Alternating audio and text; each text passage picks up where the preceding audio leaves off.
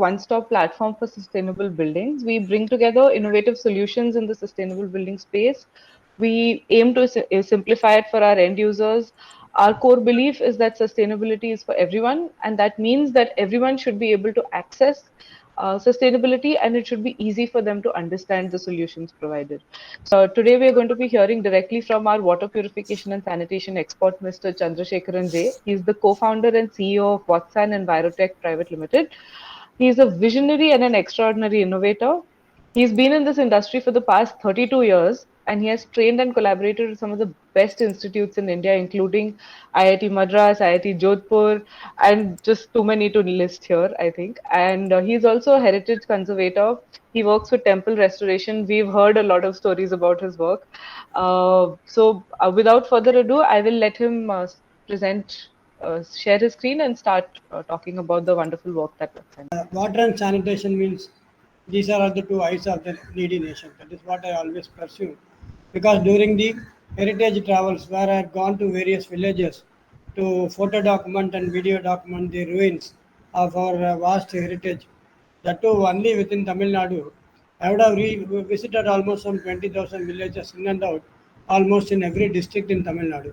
That happened close to some 2 to 3 years, way back in 2009 to 2010 11.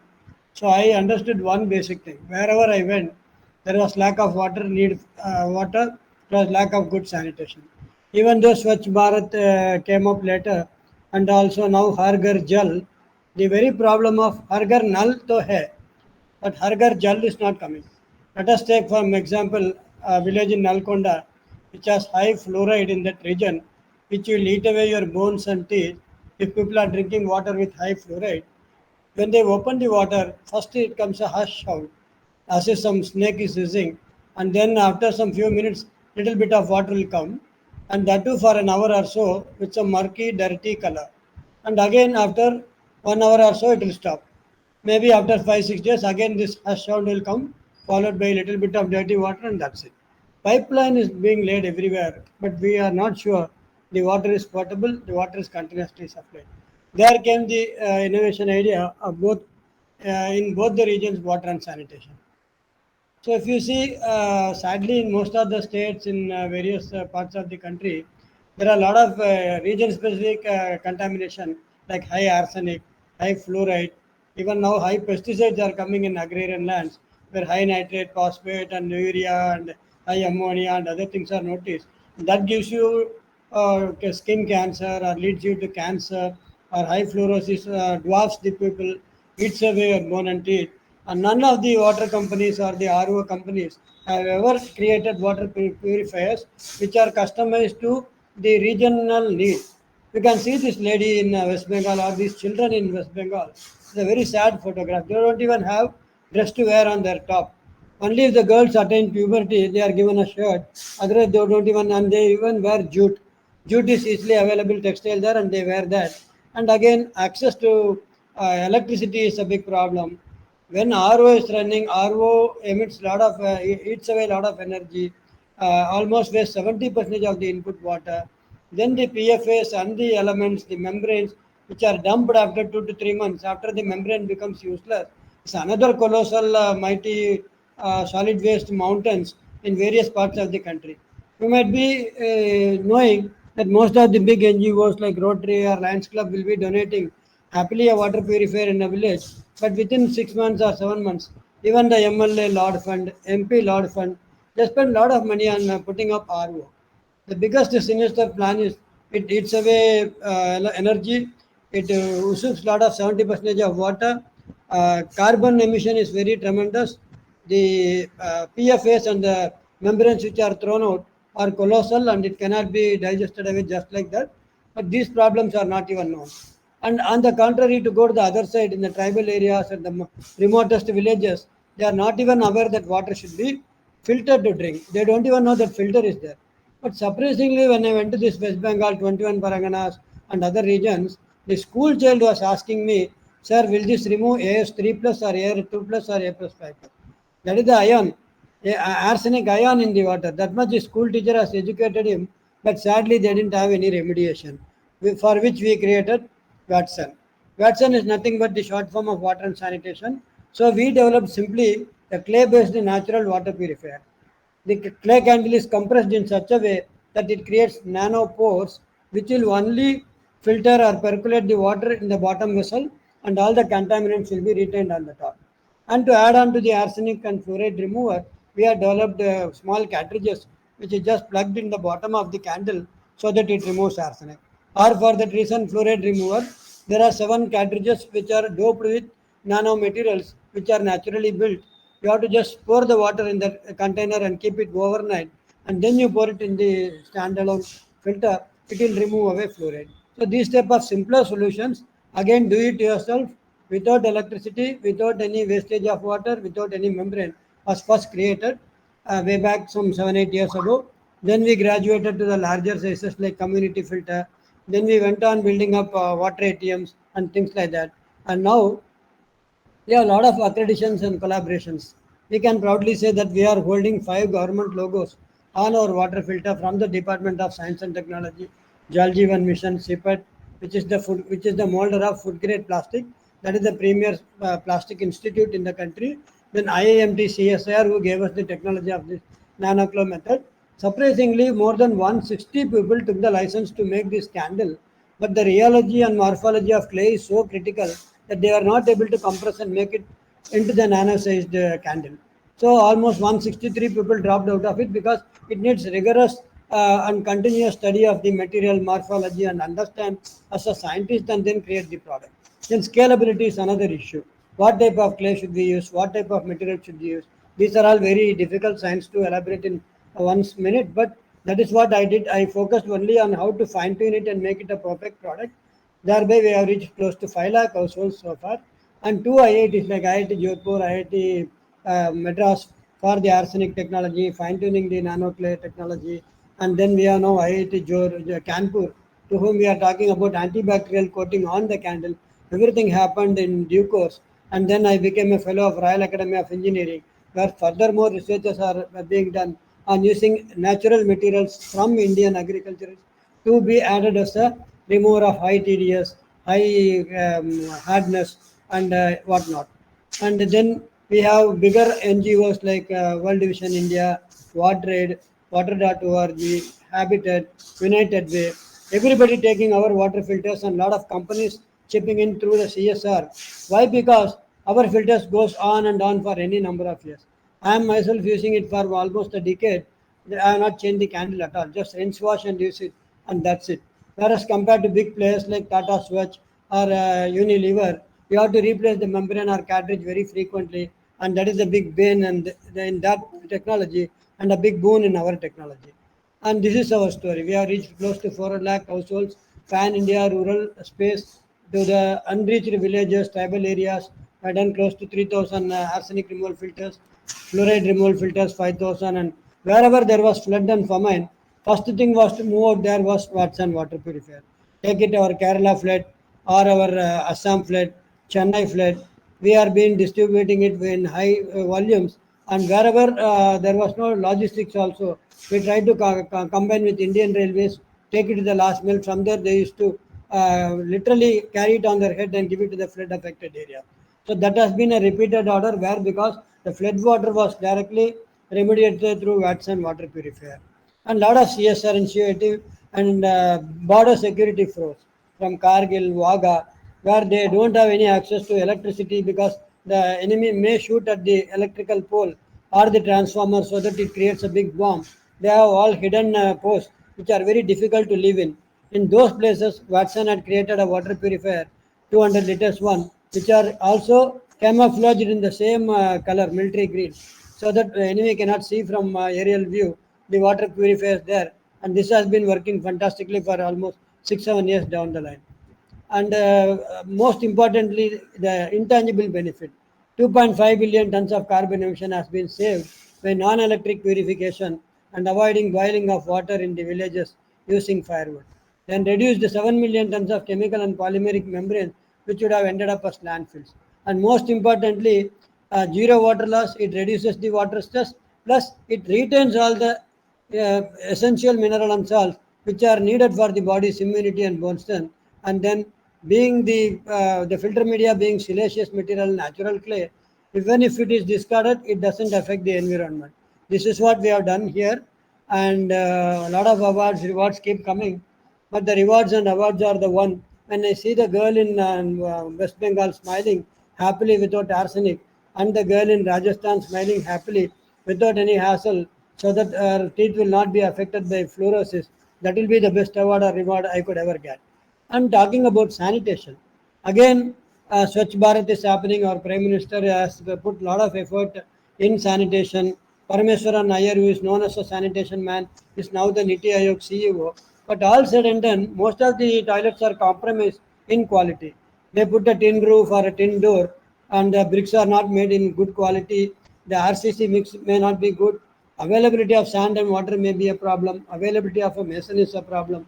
Even though they say 100% open defecation free village, I am not surprised when I go and see there. Most of the things are just abandoned, and again people resort to going out in the open for open defecation.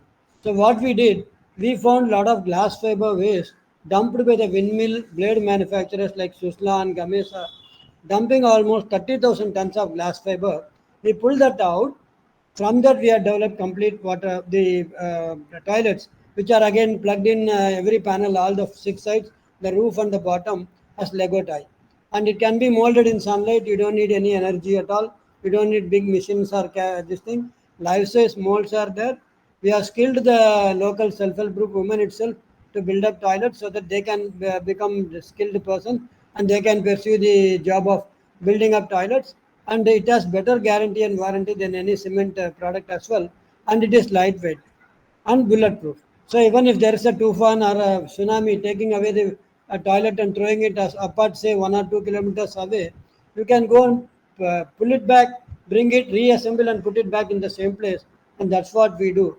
And below the ground level, we are trying to build up Eco STP, which is completely using inoculum and natural material and phyto remediation and photo remediation. Thereby, the fecal material and the urine is converted into manure and pesticides, which are again organic manure and organic pesticides. So no need of chemical pesticides is necessary. So these are all the toilets we did.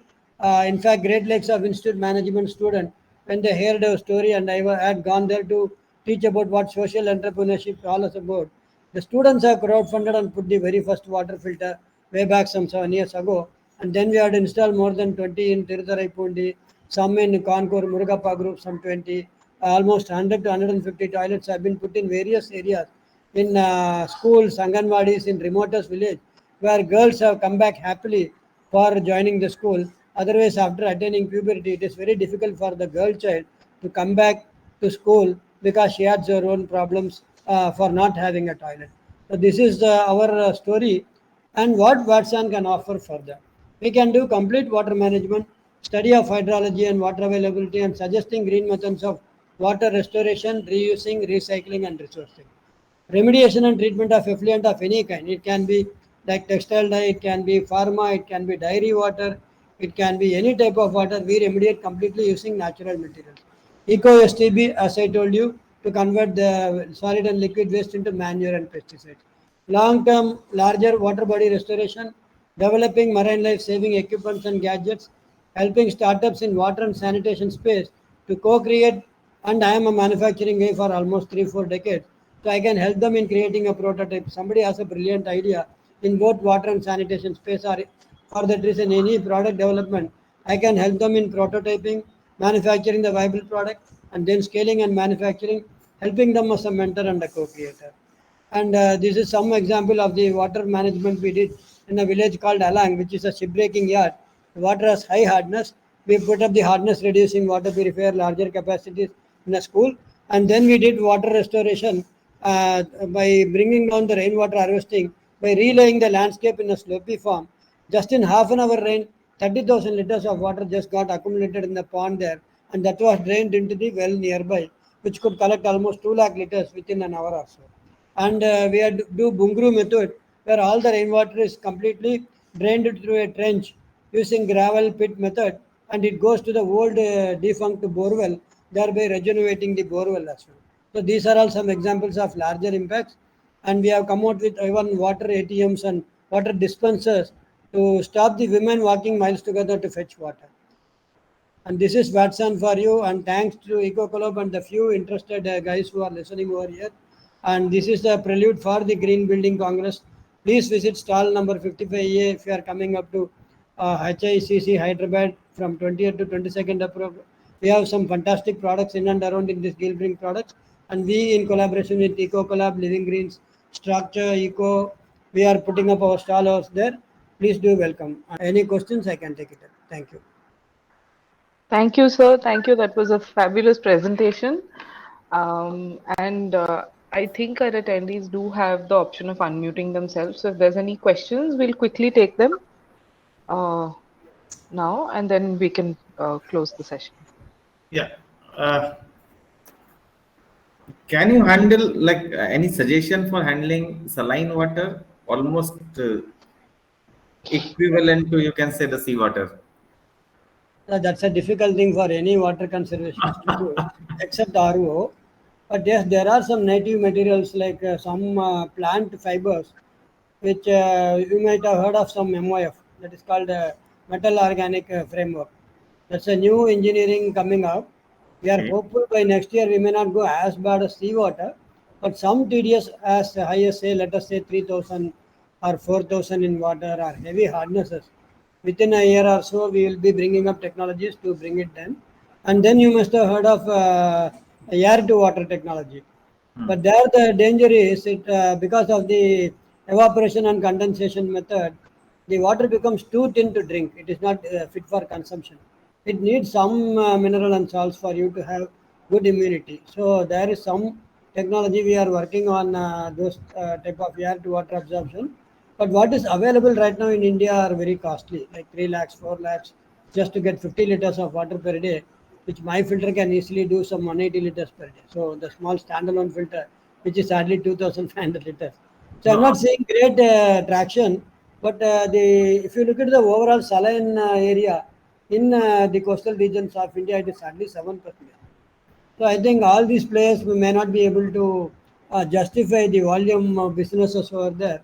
But yes, I am looking at an economical viewpoint. Suppose something is given at say, let us say 5 6,000 rupees or maybe 10,000 rupees maximum. This air to water technology in a smaller level, or maybe for a complete community within a lakh of rupees. I think there are scope, and hopefully you'll be seeing that from Watson within a year or so. so Watson is primarily focused towards the uh, potable water segment, not into the industrial space. Yeah, we are doing industry scale, sir. That's what I was saying. We are done 200 liters, 2,500 liters. Now we are remediating textile dye, pharma dye, dairy water, and leather water, whatnot. We have started doing those areas. The huge difference will be less energy consumption, 100% saving water and recycling for your own use, and then not having membranes or polymeric things which you need to replace often, and OPEX will be totally very negligible. A huge traction will happen there, and we are positive if any companies come forward, because see what happens now, most of them are collaborating with some foreign players and they just prescribe RO. So blindly people go for RO without even knowing the ill effects of RO. So I humbly request you people to look into the various alternatives with Atmanirbhar Bharat, making in India, and with our own native materials is possible. I think we can do a lot of difference in the whole game of understanding water and playing and using water. I was saying thank you, and I would like to thank Manohar for always having the nicest questions for our speakers, which engage them, and it's really great.